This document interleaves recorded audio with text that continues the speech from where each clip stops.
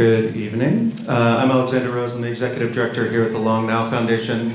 As some of you might have already noticed, we have, after, 12 years, changed our membership structure just a little bit. We have changed it so that new people who sign up, you have to sign up for a $12 level in order to get the tickets to events like tonight. But all of you people who have been our great members, how many people here are members? Thank you, all of you. Are grandfathered in on the old system, but we are asking anyone who can to voluntarily move to that level so that we can afford great venues like this one, which, as some of you have been in San Francisco for the last 12 years, the costs have gone up a little bit. Just a little bit. So we want to be able to keep up with that, and we appreciate it. If you are able to move to that level, it would be really, really helpful for us to keep doing great things.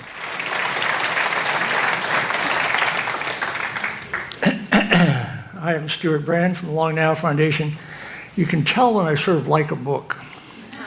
There's more dog ears here than pages, practically. And this book is out in the lobby.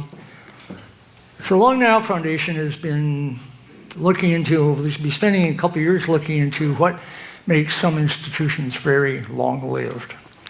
And one of the first things that emerges is that companies come and go. Cities are basically immortal. Dynasties come and go, and cities are basically immortal. Whole nations come and go, and cities are basically immortal. What's going on? A person who has really delved deeply, in both respects, into the timelessness of cities is a time traveler, an archaeologist, Monica Smith.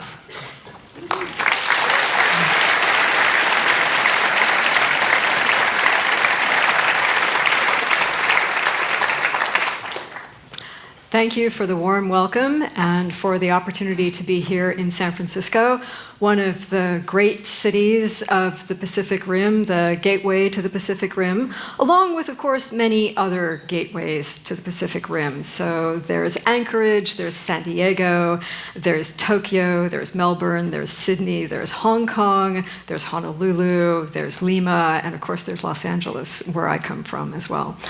And in all of those places, people celebrate the places that they're in because cities offer to us something that you really can't get anyplace else. And when we think of cities, we think about all of the things that we can find there, including these kinds of entertainment venues like what we find ourselves in this evening.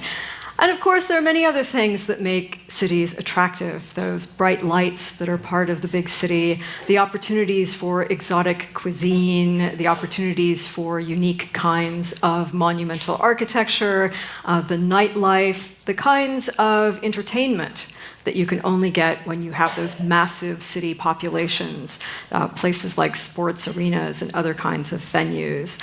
The opportunity for information and the opportunity to get just about any kind of thing you could possibly want.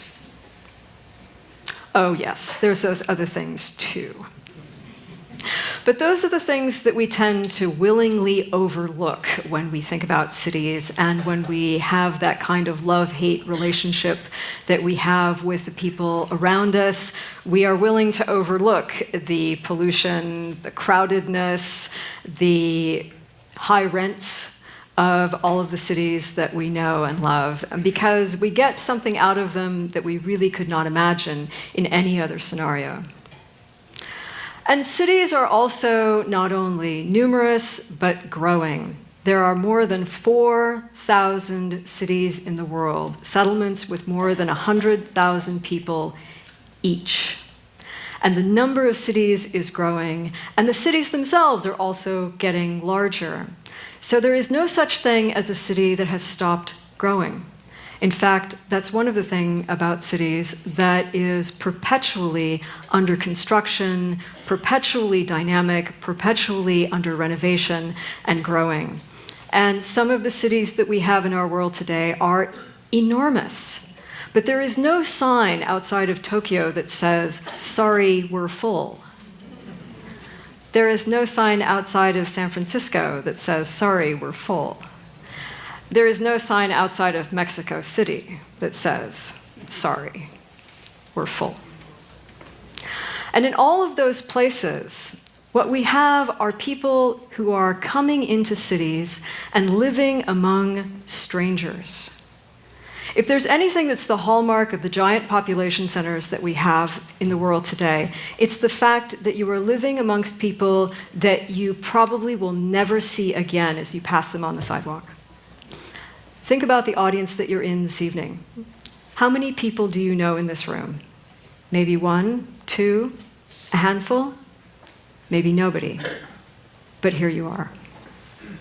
So with all of these cities in the world, you might think that they are perhaps the natural habitat of our species. But I can tell you that nothing is further from the truth. The earliest cities started only about 6,000 years ago. What seems like a long time, but is really just the blink of an eye in the long history of our species. For the last 100,000 or more years, we have been the same Homo sapiens, but we have not lived in cities. The things that we had with us as a species are things that made it possible for us to eventually combine ourselves into these giant configurations. So, what are the building blocks of urbanism? What is it that we had in the long makeup of our species that made it possible for us to live willingly among strangers, to do very illogical things like be away from our food supply? Where is your next meal coming from? You don't really know, but you trust that it will be there when you want it. Where does the restaurant get its food? You don't know, and you don't care. That is one of the things that urbanism has flipped the switch on that makes it both illogical and amazing. The building blocks of urbanism are things that started many, many tens of thousands of years ago. One of them in particular is language, the possibility of speaking, not only to communicate information, but also to think about things that are not there, like the past and the future, both of which are entirely imaginary constructs, but for which we have the language to be able to envision something that is not there. Even more important is the opportunity to put in a conditional tense, not just a past, present, and a future, but a what if. If we build it, they will come. That kind of planning is something that was absolutely essential, not only to our long human survival, but to the eventual possibility of living in larger and larger configurations of strangers. Another thing that humans are very good about is dealing with objects. We're the only species that has stuff, and certainly has so much stuff. And we have been trying to invent new things since the very beginning. The first artifacts of any detailed aesthetic consequence were from about 1.5 million years ago. And those artifacts were made in quantities that suggested that mere utility was not enough as part of the human composition of making the world around them, of making tools, for example. The first artifacts were things called hand axes, and they look a little bit like the two palms of your hand put together. And we'd have a hard time making one even today with our sophisticated technical skills, because it requires a certain amount of imagination to turn a stone over and over again and manufacture them without hurting yourself. And the amount of work that goes into these objects is far beyond what would be required to make a useful, sharp-edged tool. In fact, there's been some interesting thought about the way that people manufactured those hand axes, not only to be something useful, but to be a kind of social calling card. Hey, baby, look at my hand axe. Another thing that's really important for humans and that has been part of our makeup for a long time has been migration. So more than 1 million years ago, our ancestors walked out of Africa and into every corner of the old world. That process of walking is still there. Migration is not a new phenomenon, it's a human phenomenon. And the last thing that humans do that became a precursor for the kinds of things we needed to become urban is the development of architecture, of not just accepting the world as it is, of being able to find a shelter under a tree or in a cave, but to actually make structures that suit people not only for shelter, but also as a kind of social calling card, as a way of putting together a household and making it visible to the rest of the people around. So those are the things that are the kind of building blocks of what it took to be able to be urban. But many of those things were done for tens of thousands of years before people actually became an urban species. And the first move towards getting people into larger and larger groups was probably something that was a ritual impetus. The idea of coming together and gathering with a bunch of strangers was something that is evident in the earliest physical ritual structures that we have in the world today. So you see here Stonehenge, which of course is very familiar to us and very picturesque and evocative. And then you also have Göbekli Tepe, which is probably the world's earliest ritual structure in Turkey, made by hunter-gatherers who were coming together and constructing these upright stone circles over and over again to be able to make a place for people to come together and have a ritual. And we know archaeologically that these are places where people came repeatedly over and over again. They came, they had celebrations, they had fires, they did cooking, they interred their dead. And all of that was very exciting, including probably also people coming along with trinkets to sell, or also, people coming along for a little romance, down in the village where there were only 50 or 60 people at any given time. Marriage prospects were probably rather limited. So the idea of going to a ritual event, was something like a festival atmosphere so that you could have a little shopping, a little ritual, a little romance all at the same time.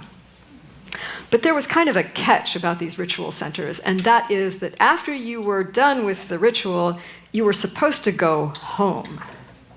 So when we think about places like Stonehenge, we think about places like Göbekli Tepe, there are still no cities anywhere near them. So it took something more in order to be able to get people to live in a place that was kind of like a permanent festival atmosphere. And once that started, once you had a kind of economy of people living together, of all kinds of new opportunities for romance, for education, for medical care, that's when the first cities got going. In order to find out about those cities archaeologically, what we can do is examine the archaeological record to see what it is that we find from those very first cities 6,000 years ago. But speaking as an archaeologist, I can tell you that that process is not so easy. The investigation of ancient Mesopotamian cities, of ancient Egyptian cities, is something that has gone on for the last 200 or 300 years.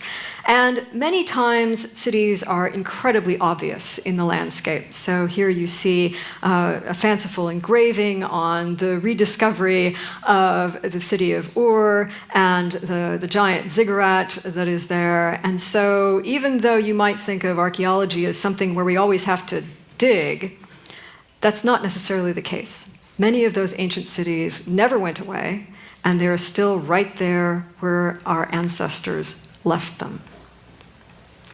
But when we do dig, what we find is that constant layering of time results in an obscurity of the very beginnings of those oldest cities.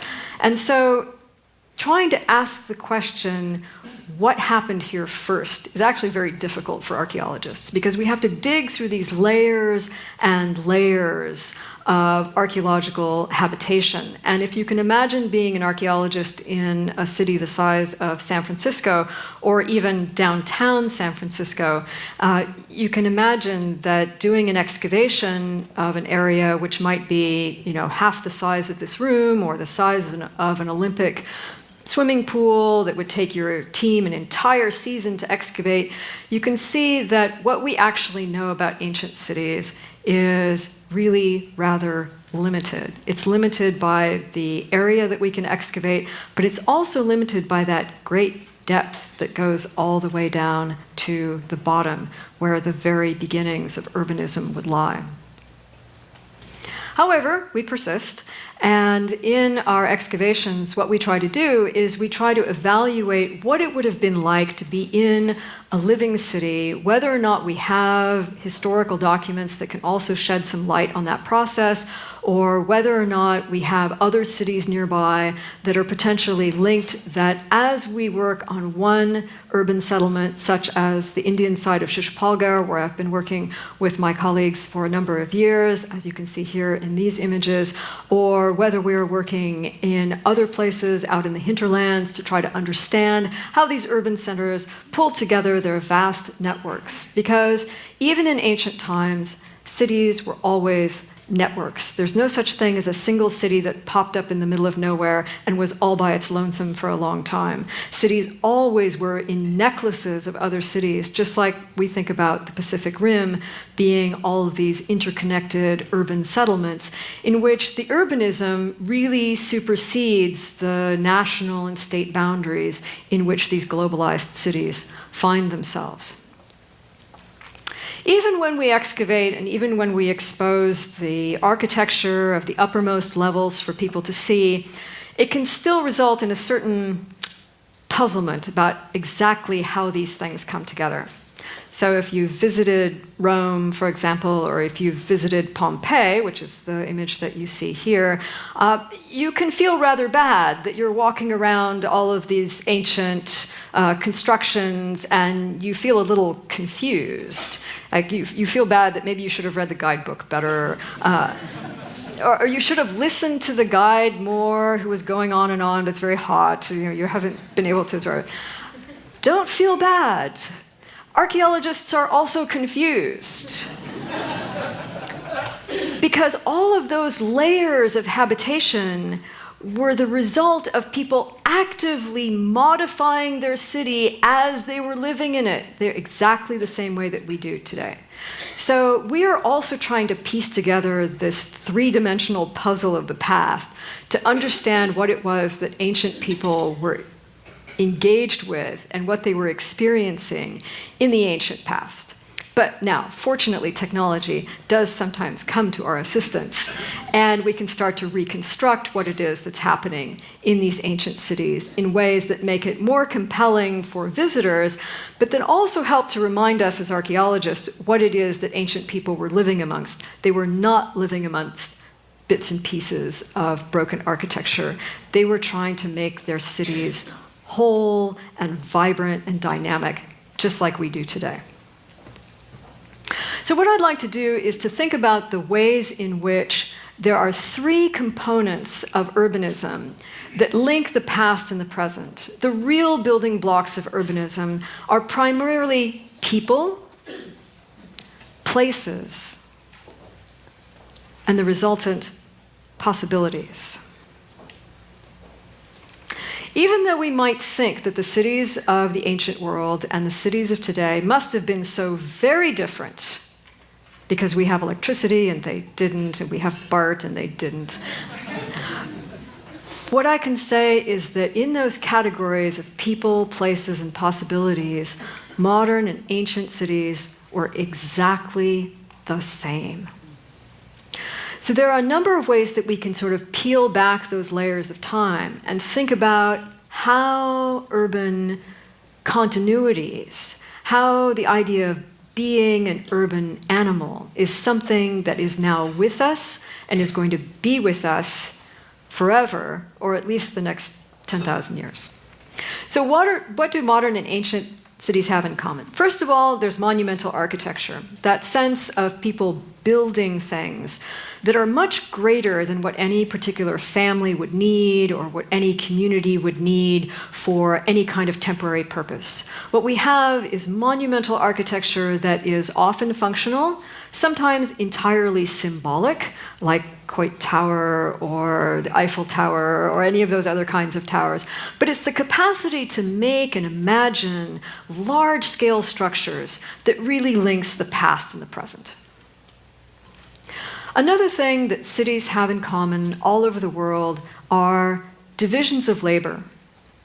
So even though we often think about Adam Smith and the Wealth of Nations as describing how it is that we can have more efficient production processes by dividing labor and having people specialize in tasks, this is something that smart managers knew 6,000 years ago as well. We can see in the Roman world that there were firings of kilns to produce ceramic vessels, 20 to 25,000 pieces at a time. So this massive quantities of production and consumption and also discard is something that we can clearly see in every urban settlement, past or present. Another thing that we get in both modern and ancient cities are the diverse economies that characterize the migrations of people coming in and the specialties of different kinds of activities that people are willing to take a chance on. A long time ago, the archaeologist V. Gordon Childe talked about how being in a city was a godsend for somebody who was manufacturing something like metal tools that farmers might need only once or twice a year. So they couldn't keep somebody like that in a village. They had to have this itinerant way of life until cities came up and made it possible for somebody to produce something very utilitarian or even very esoteric and be able to have customers every single day coming to them. So this is why cities are places of innovation. And when you think about Fashion Week is always in a city. When you think about tech innovations, they're almost always in cities, so that that large number of producers is met by a large number of consumers. We also get urban planning as something that we find in every urban settlement, past and present. And oftentimes, archaeologists have looked only at kind of the downtown areas of ancient settlements, where that sense of planning is the most regularized. We're only now starting to look at some of the outlying areas where planning is often escaped by the people who live in them. So suburban areas and slum areas of ancient cities are places where we can see that the urban planning ethos has not quite reached, just as we have the same concerns for our own growing cities, both here in the US and in other places as well. We get extensive hinterlands, so that the products that come into urban settlements might come from an enormous distance. And yet, as a consumer, you know that when you go to a market, you will be able to find what you need, whether it's an apple from Belgium or an apple from New Zealand or an apple from Shasta County. As a consumer, all these pathways of transportation bring things to you that you want and need from that diverse and often distant hinterland. And finally, it's the social networks that make it possible for people in cities to interact with their neighbors, to interact with their friends, and also, very importantly, to interact with strangers. So now let's take a look at each one of those things about the people, the places, and the possibilities, and how it is that those in both modern and ancient cities were able to come together and exercise the kinds of dynamic opportunities that they were seeking that could be found in no other configuration of people other than urbanism. One of the things that we have is people coming into cities for religious purposes, as well as for many other kinds of activities. Now, you might remember that when we talked about early ritual, like Stonehenge or Göbekli Tepe, that those were only meant to be temporary. It doesn't mean that cities are without religion. In fact, it's one of the things that I think continually surprises us about modern religious movements is that we expect cities to be secular, but they are not. You can check this for yourself the next time you walk down the street and look for all the religious establishments that you are customarily kind of overlooking, right down to the Jehovah's Witnesses on the corner, who are bringing a sort of portable religion to the process of urbanism. But of course, there are many other things that happen in cities as well when it comes to people. And people come to cities not only for a kind of pilgrimage, but also for education. They come for entertainment. They come for medical care. When we think about the cutting-edge places of medical innovation, we think about cities, because cities are not only the places where there's a big enough population that some disease will eventually show up, unfortunately, it's also where you get the greatest number of medical practitioners. And of course, people come for employment. And this is a huge draw for cities, despite the high rents and other kinds of disadvantages. The reason that people come into cities, particularly young people, is for these opportunities of employment. And oftentimes when we think about employment, we're thinking about these kinds of jobs. We're thinking about white-collar work, we're thinking about office work, we're thinking about tech work, especially here in the Bay Area. But we should also remember that the vast majority of work that's to be had in urban centers is this kind of work. It's the kind of work that people have that they can do even if they have no land in the countryside, if they have no skills and no education. And this is where a big proportion of urban migration is happening, not only here in the US, but in other parts of the world as well, where you've got people who are coming in to be laborers, to build things, to clean things, to move things, to deal with food service. And that is also something that we can see going back to the very earliest cities, where takeout food was part and parcel of urban life right from the very beginning. All of those interactions among people are, of course, done in physical places. And the places of cities are things that kind of lock us into streams of transportation, of pathways, of movement, of interaction, but also of regular occasions of meeting people, whether it's your favorite barista at the local coffee place, all of those other opportunities to not be a stranger in the city that you're living in. And in ancient times as well, the sense of making places is something that was critical to the integration of people, but also to the well-being of each and every individual. When we think about those settlement dynamics, we shouldn't be thinking of big anonymous groups, but we should be thinking about actual people moving from one place to another in the course of their everyday lives and building things that were important to them. We can take an example of some of the many religious edifices that we see in ancient Mesopotamian cities, such as the city of Eridu, where you had the beginnings of the city was also the beginnings of anchoring people through, in Mesopotamia particularly, religious activities. And so at the very bottom, you can imagine there's long, deep trenches of excavations that would take years to get down to the bottom of the beginnings of the cities. And the beginning of the temple was very modest. It was something that just had a few walls, an altar, an offering table. And then as the city became more prosperous, as the donors became more prosperous, then you would have growth.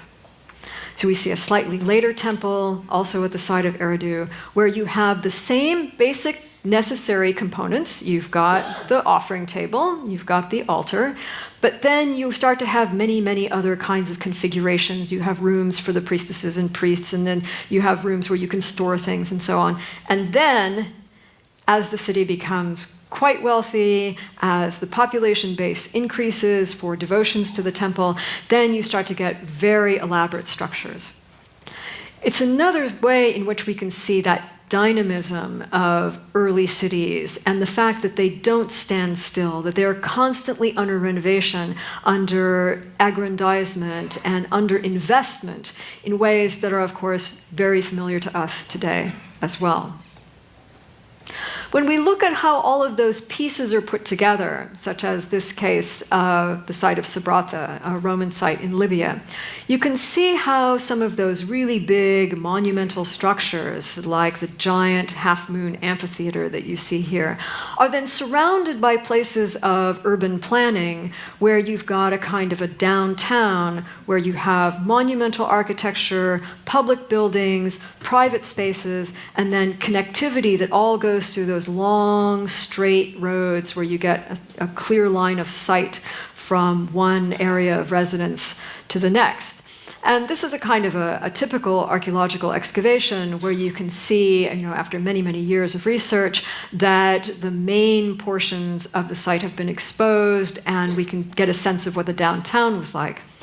It's much less common to have archaeologists also look at the surrounding areas, the kind of the raggedy bits and the slums and empty spaces of ancient settlements, because we just quite haven't gotten there yet. And also, when you think about empty spaces, it would be a little odd to write a grant to say that you're not going to dig a temple or a tomb or a fancy house, but you want to go and dig an empty space. That hasn't quite happened yet.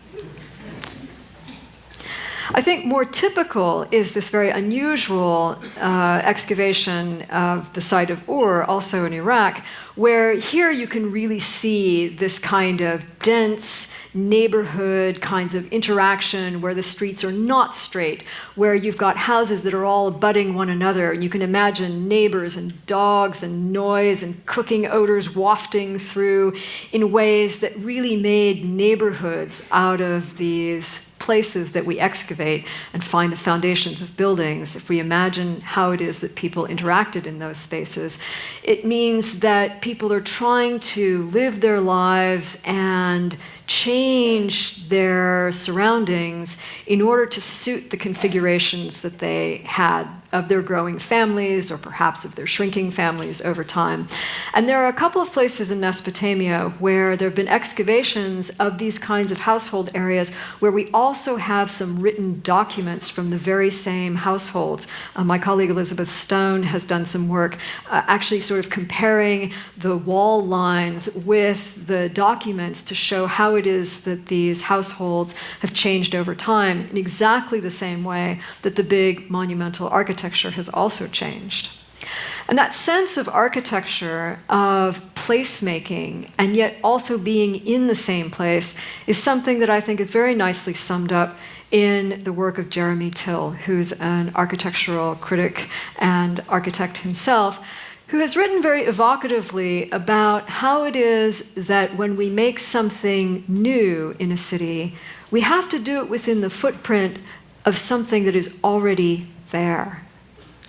He talks about the way that architecture is dependent on others at every stage of its journey, from initial sketch to inhabitation. And you can actually see it when you go out in San Francisco or New York or Sydney or any of your other favorite cities in the world, and see how it is that a place gets removed and something else gets reimagined and put in, but it has to be in exactly that same space. That's true not only of modern cities, but ancient ones as well. So this is my picture of Rome, in which in that forum, in that confusing forum, there's been this kind of stacking up of architecture that just keeps getting added onto right up to the 20th century. So all of those things come together to be possibilities. Because if a city is never finished, then there's hope for making things better than what we inherited. One of the most powerful places in cities is not just the monumental architecture, but is the empty spaces, those places that archaeologists are sort of hesitant to write grants to dig. Because empty spaces are extremely flexible. You can have a space that is ostensibly for one purpose, like transportation,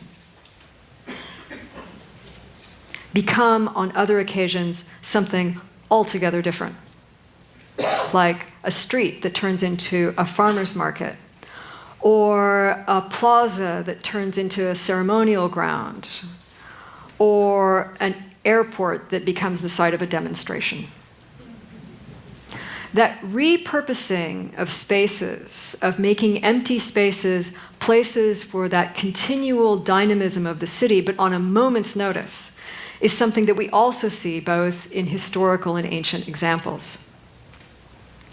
So that you have the built architecture that we find archaeologically, and then you have these open spaces for which our imaginations and sometimes the historical record also give us a glimpse of the activities that are there. So in southern India, a couple thousand years ago, there's some wonderful poetry about what's happening in the streets, that the elephants are going through and clanging their chains, and the young women are wearing their bangles, and there's this fragrant scent of rice that is permeating the air. So that it's these open spaces that really help to convey that dynamism of cities, both past and present. Then there's infrastructure. The idea that not everything that is made is something ceremonial or personal. Sometimes it's practical. And one of the most amazing things about cities is the amount and extent of infrastructure that is necessary in order to make it functional. So underneath our feet are all of the pipes and conduits for both fresh water and dirty water, exactly the same kinds of separation of water that we see in Harappan cities 4,000 years ago, that we see in Japanese cities 1,000 years ago. The idea that there has to be something, what my colleague has called an armature of the city, to be able to enable the city to function. And it's that infrastructure that's underfoot that also gives the city an opportunity to talk about, to imagine, to envision, to use that if-then linguistic construction, that if we build it this way, a certain kind of thing will happen. So that is our transportation infrastructure, that is our reimagining of highways, railways turning into pathways. It's the idea that a fixed location, a kind of architectural dependency, does not mean that we stop imagining how things could be made better. In cities, there is always Mother Nature as well. So our infrastructure is not just according to our wishes of what we think should happen to the armature of the city, but also the things that we have to deal with that Mother Nature has always been there for. So things like floods and earthquakes and other kinds of natural phenomena are always part of cities as well. And in the archaeological record of ancient China in particular, we can see this tremendous attention to detail in which there are records of flooding over the last 2,000 years in which practically every year there's a flood. So urban planners and urban managers have used infrastructure not only to imagine possibilities of connecting through things like bridges, but also the necessity of managing against the kinds of sometimes unwanted natural phenomena that are also part of cities. And so that's also contributing to the dynamism of cities, the idea that you've got a perpetual need to upgrade and maintain. So whether it's Suzhou or modern London, the idea of the natural world is always there.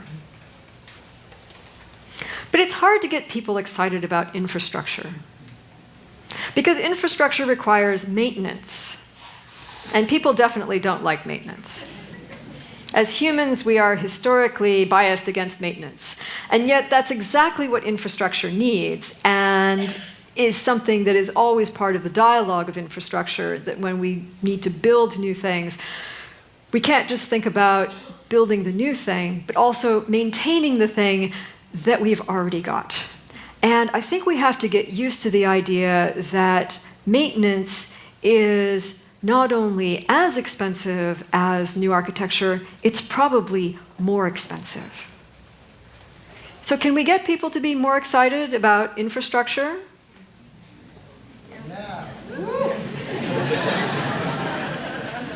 It happened in Paris in the 19th century. When the Paris sewers were put in, they were a focus of public commentary and, a desire to experience something that was at the time altogether new. And so, you actually had people taking tours of the infrastructure and being very excited about it. So maybe it's just a question of rebranding, right? Maybe we shouldn't think about this as, infrastructure or the Paris sewers. We just call it the tunnel of love. And that's proof that maybe we can be excited about infrastructure. Sure we can. So that not only has this become a symbol of the city, but it's something that undergoes a very willing form of maintenance. So somewhere between 5,000 to 10,000 gallons of paint a year, and 30 painters are dedicated to keeping the Golden Gate Bridge golden. And infrastructure is also a way for public officials to perform visibility. So this is a street in Tokyo where a very minor repair seems to require a great deal of performativity, including uniforms and somebody at attention. So it's not just about the thing that's being maintained or repaired, but a demonstration of good governance, that somebody is paying attention to this infrastructure. The same thing is true of those kinds of cleaners and street sweepers that are often supported not only by individual cities, but also by business improvement districts, and so that you have various parts of cities, not only here in San Francisco, but in practically every major city of the world now, you have people in a uniform of the business district of that portion of the city, very visibly engaging in things like maintenance. Infrastructure is also a way of advising people, of recommending, of codifying the language of the social networks in a way that suggests something that is both, good for your health, but also that somebody is kind of watching over the process, that it's not just a free-for-all of connectivity, but a certain structured way of movement that is actually meant to help things work better. So people who are parking engineers are constantly tinkering with the idea of how to make city streets flow better, how to make traffic move more efficiently, or adding or taking away bus lanes and bike lanes and so on, and at the same time putting in some instructions for you, the end user, so that you have to go and look very carefully at all of the different thou shalt nots whenever it is that you're trying to park someplace, or giving you helpful instructions about how to cross a street, or even using the most basic infrastructure as a kind of branding. Oh, that can't be right. Everybody knows that LA doesn't have any water. There we go. So that sense of the built environment, no matter how small, or the thing that you pass that you tread underfoot, is part of that urban sense of belonging that helps to link us all as strangers, that helps to make urban centers thrive, that each individual can contribute to. And nowhere is that more evident than under circumstances where people work together in order to overcome something that Mother Nature or other people have done to interrupt the life of the city. And that hashtag, your name of city here strong, is something that we're starting to see over and over and over again. And it's actually being thought of by people as a way of making a commitment to their neighbors in a spontaneous way at times of need.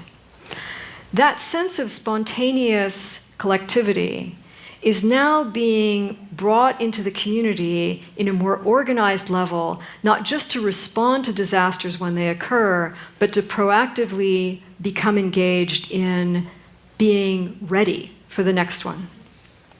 So this is what we have in Los Angeles now. This is a website and a whole concept with the acronym RYLAN, Ready Your LA Neighborhood.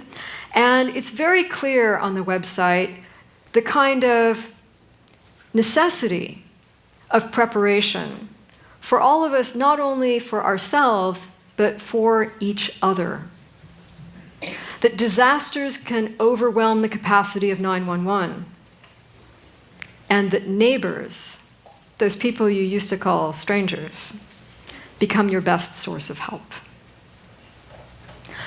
I want to close this part of the conversation by going to two quotes that I think exemplify this sense of dynamic community, the sense of continuity that we see in cities, the way in which, having started cities about 6,000 years ago, there is no way we can go back.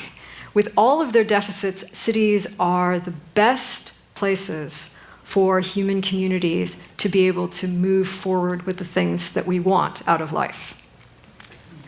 The first quote is from Stewart Brand.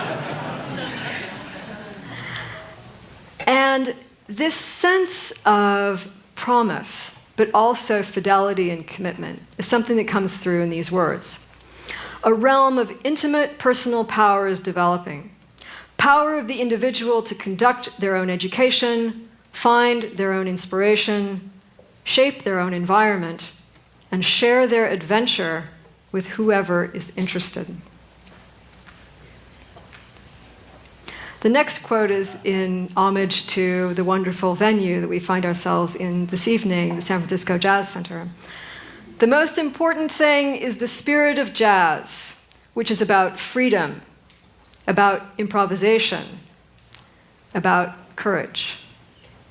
I think if we substitute the word cities for the word jazz, then I think my job here this evening is done. Thank you.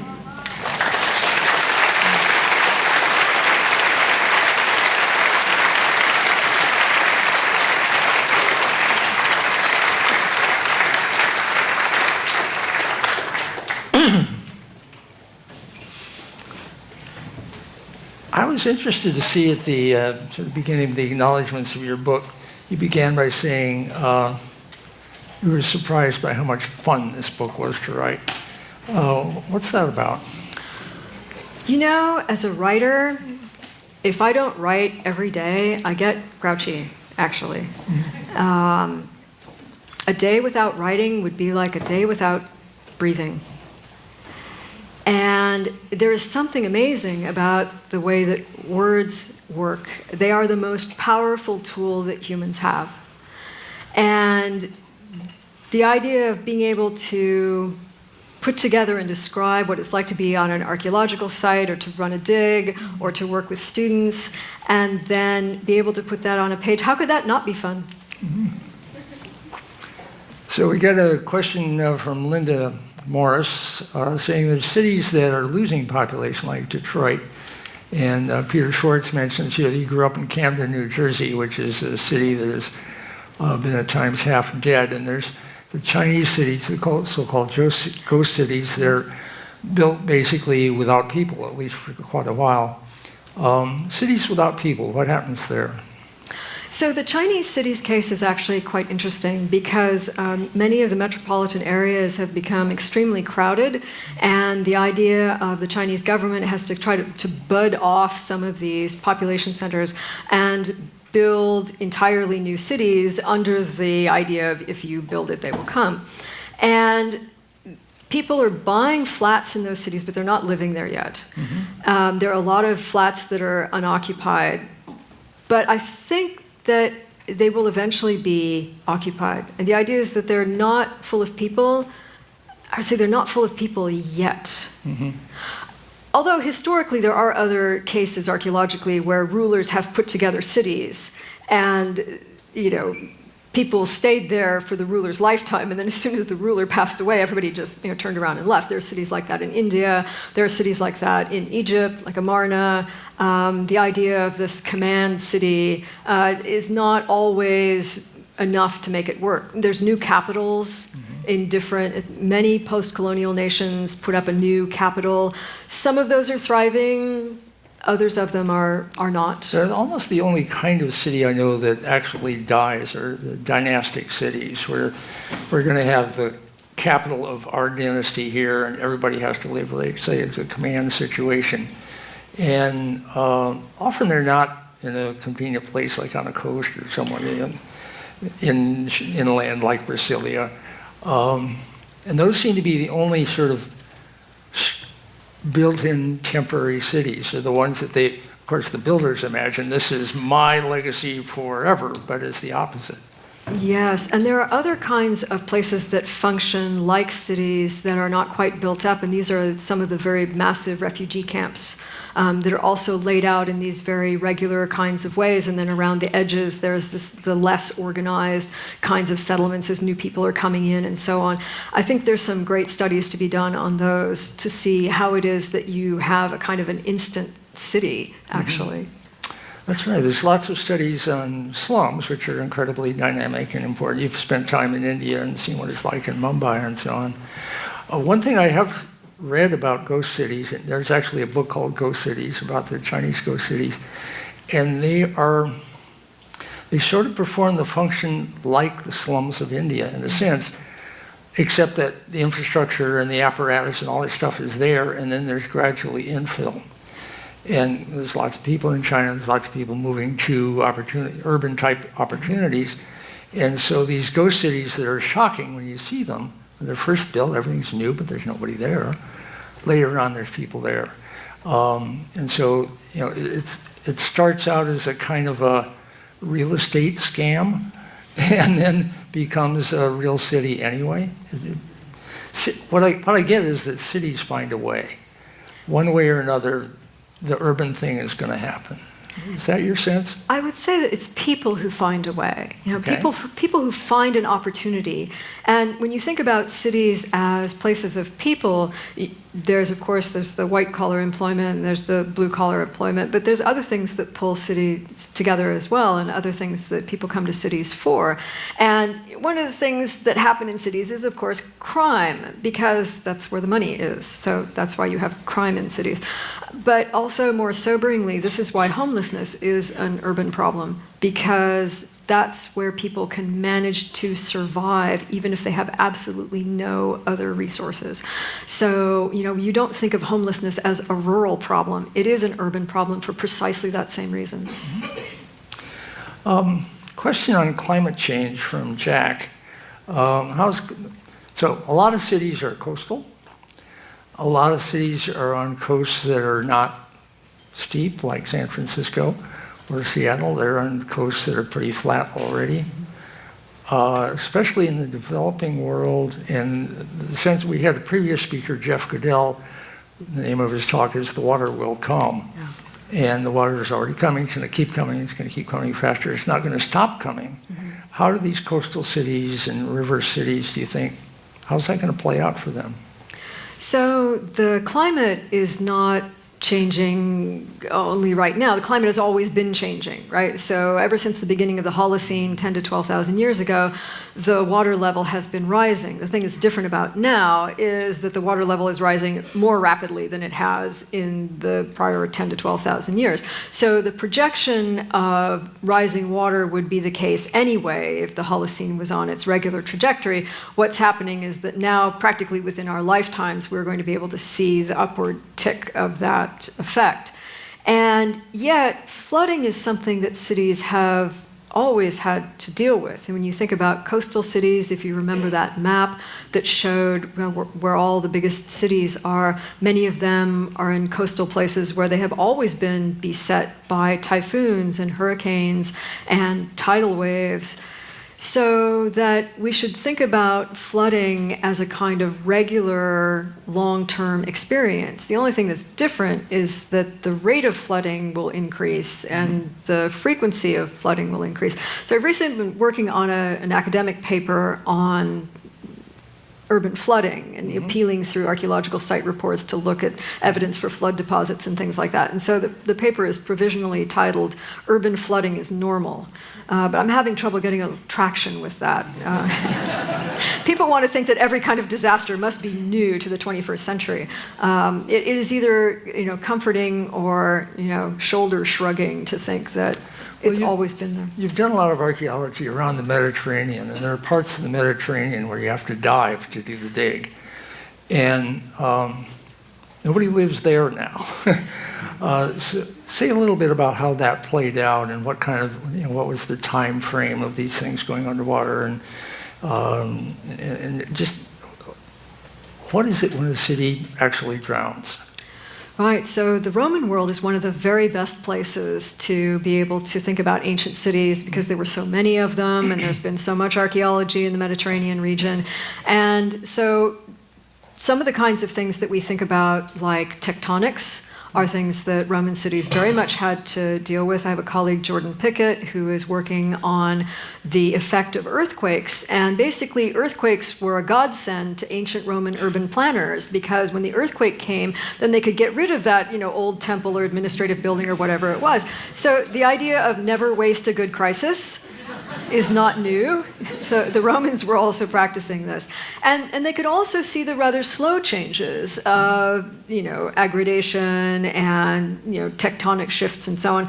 And there are harbors in the Roman Mediterranean, multiple sites, where a harbor of the 1st century BC, 100 years later, would be completely useless. They'd have to move the harbor, or they'd have to, create a new one. So people responding to Mother Nature in that dynamic way is also not new. We can actually see it in the archaeological record. Well, an interesting thing that emerged from Jeff Goodell's talk, which shocked me, is that he, as you might imagine, spent a fair amount of time in Florida and New Jersey looking at the places where they're already getting what they call sunlight flooding, basically a king tide that fills the street and then fills the yard and sometimes fills the basement.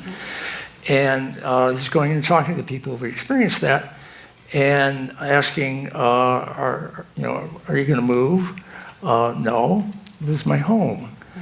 And I thought that denial would be sort of climate change denial would be at the lowest among people most impacted, but in fact it's quite high among people most impacted. Is that some kind of urban phenomenon that, here in the city we can do anything we want? Well, there is that can-do sense of optimism in urban places, that the idea that people will overcome. That's what the hashtag, Name of City Strong is about, is that regardless of how awful the circumstance is, that people pull together. City Strong is go ahead and have your climate change. We're just going to keep elevating Houston until the... the idea of building a tell is something that worked for ancient people. They were always trying to build a little higher than somebody else. Well. I've seen the future, and it's a weird combination of denial and innovation, and everything's going to depend on pace. And the great thing we keep learning about cities, you point out, Jeffrey West points out in his book Scale, is cities are about moving fast. Mm-hmm. And as you say, we change the material of cities very rapidly compared to non-cities. And so I guess we'll just keep building ahead of whatever happens, is what you're saying. Yes, and in terms of, private homes, not having a basement is important.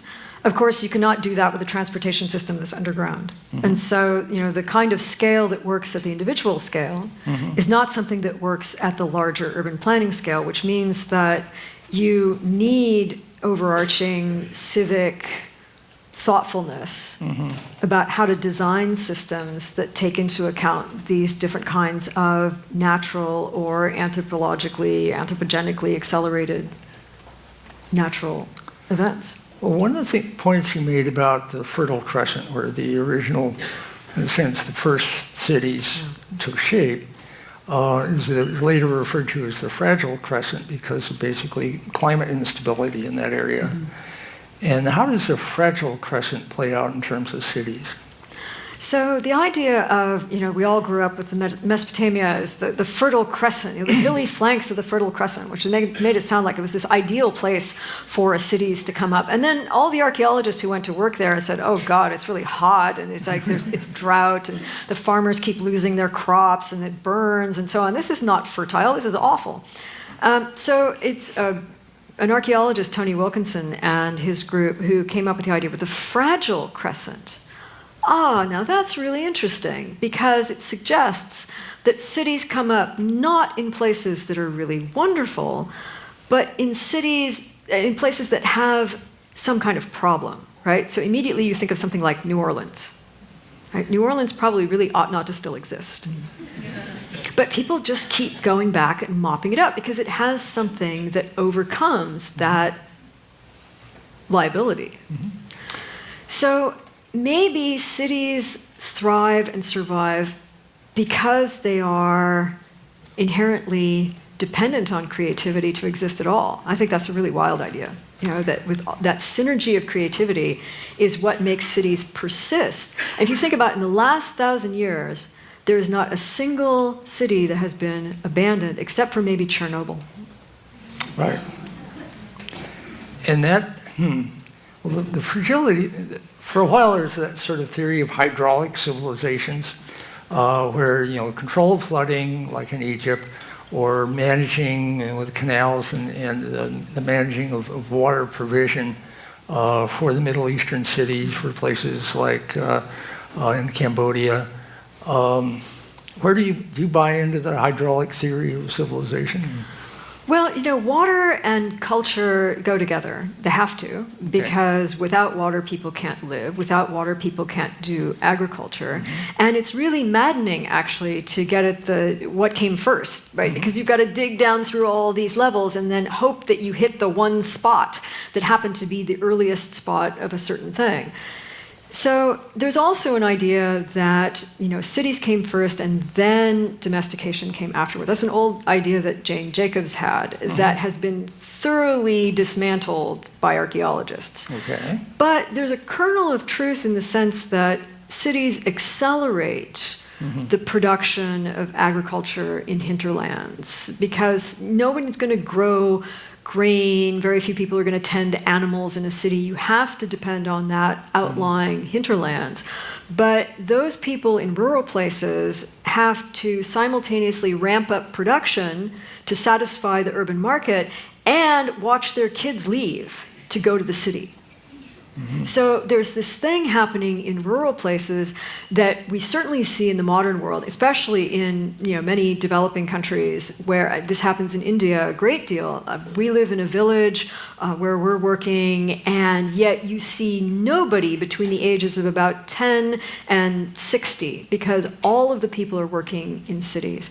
That has to have been the same in ancient cities as well. So people in rural areas had to ramp up to produce, innovate in terms of production. If some of that innovation also involved making canals and irrigation and reservoirs, then that was in response to the city, even though the domesticated plants and animals long predated urban life.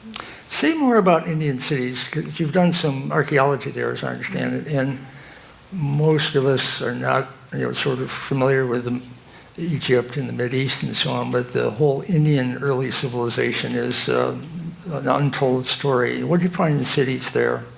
So there were really two periods of urbanization in ancient India. One of them was the Bronze Age Harappan culture from about 2500 BC to about 1900 BC. And there was a handful of cities, Harappa, Mohenjo-daro, you might have heard of, up and down the area of what's now Pakistan and Western India.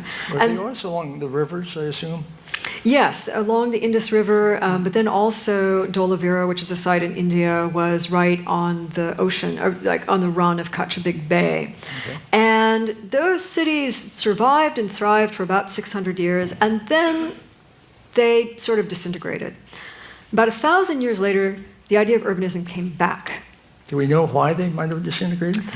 It seems to be a 1-2 punch. That's the thing that seems to get ancient cities, is that it's, some tectonic uplift and some migration that kind of overwhelms cities. But the Indus case is quite odd because the number of cities is relatively low. I think maybe the urban network was not strong enough to be absorbing moving populations, possibly. Say more about urban network for a minute, because That's what you see starting around the 6th century BC. So after about 1,000 years of not having anything that looked like cities in the Indian subcontinent, all of a sudden, all up and down the Ganges, all throughout the peninsular subcontinent, you get cities, and you get a lot of them. There's probably about 100 settlements that we can say archaeologically are cities.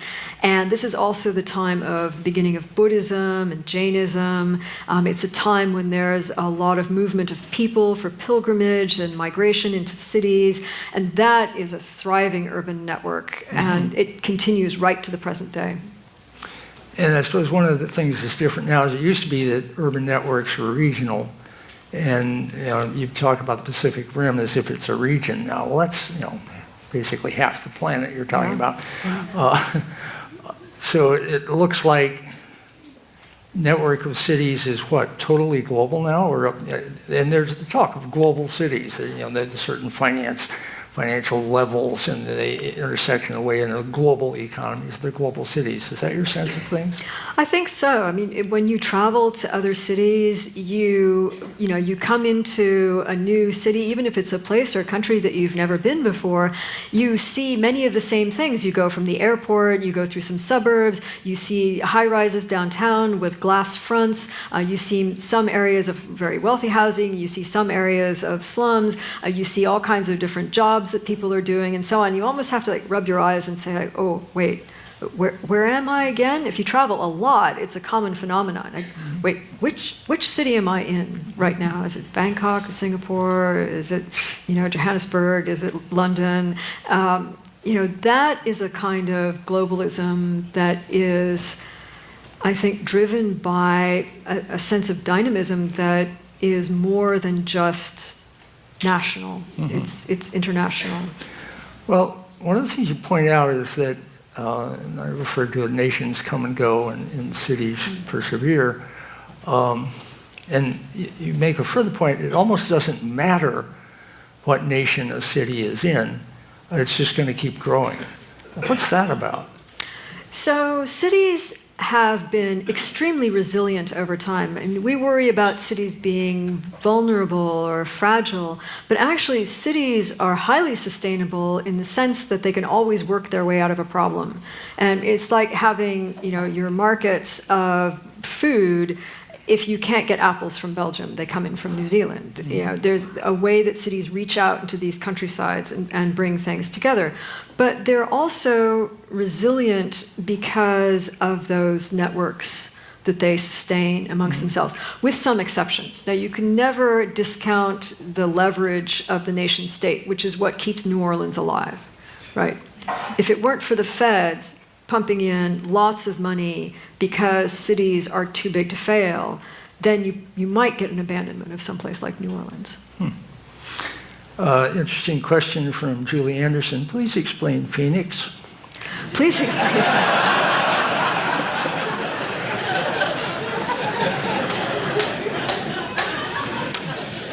There's that sustainability thing, not in the sense that we often think about it as, sustainability means being able to plan for a future where everybody gets what they need and so on. But sustainability in the sense that Phoenix is just sucking up all the resources that it possibly can. Mm-hmm. And it's drawing from an enormous hinterland, just like Los Angeles is drawing its water from the Sierras and from you, sorry. Phoenix is drawing water from all of us. And it started with an idea, and it just keeps going because it draws more people in, and the resources follow, and the technology follows, and people go to Phoenix for education and for entertainment and for employment and for medical care, for all those other kinds of things, and it just becomes this upward spiral of growth against all common sense, one would suppose. There's your answer. Phoenix makes no sense. But that a city becomes its own reason, and this is sort of maybe the best argument I've heard for space colonies or even something on Mars, is that once you've got a city, it's smart enough and busy enough and energetic enough and able to draw on some kind of hinterland effects enough, it'll keep itself going no matter what. Yes, I mean, if you look at cities in places that are otherwise failed states, you know, a city like Kinshasa is growing and growing, even though there is not a successful national integration. You find cities like this in other parts of the world as well, where the state is absent or dysfunctional, but the city is there, and it's because of those people. They come in because they have nothing in the countryside, and maybe they can get something in the city, and maybe that's small-scale employment. You hear in a lot of places where someone who's qualified to be a school teacher or medical doctor migrates, and they become a street sweeper, or they work in an office because it's better than the alternative, which is nothing. Which then raises the question of a city that is a city-state that manages without a nation wrapped around it. It is a nation. Singapore, Venice. Venice prospered in a chaotic Europe for 800 years. And Singapore looks incredibly stable, incredibly inventive, cut itself off basically from the nation of Malaysia and became its own nation. Is that the way to be a prospering city now? It's just get rid of the nation around you? There are many ways to be a prospering city. It helps to be on a coast, I suspect. It helps to be on the coast. Right. If you remember the map of all the cities, think about the coastal cities. Coasts are the place where the majority of urban residents live, hence the water problem, right? Hence the flooding problem. But that's because of shipping, yes? It's because of being able to, these coastal cities are coastal cities and river cities because ships could come and go to those places. Yeah. And it's still the case that they count on ships coming and going. It's still the case that shipping is the cheapest form of transportation. An age-old technology for thousands of years, and we are still totally dependent on it. Yeah. So once you invent shipping and you invent cities, you're going to have them. That's what I hear. And then if you can add travel through the air, jet airplanes and so on, and then travel through the